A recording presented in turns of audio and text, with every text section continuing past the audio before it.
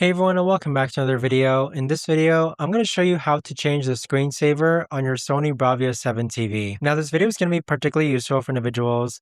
Let's say that you want to go ahead and change the screensaver on your Sony Bravia 7 TV. How do you actually go ahead about doing so? Now this video is going to be short, sweet, and simple guys. There's not going to be a lot of steps involved. Now, in order to do this, what you're going to do is grab your remote and click on the home button. And then where it says screensaver, you can click on screensaver. And now you have multiple options here.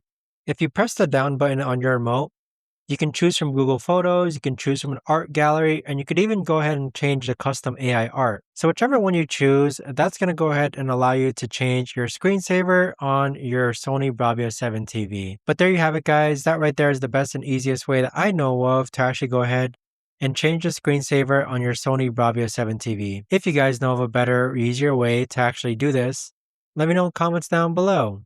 I would love to know. Thanks so much for watching everyone, and I'll see you guys all in the next video.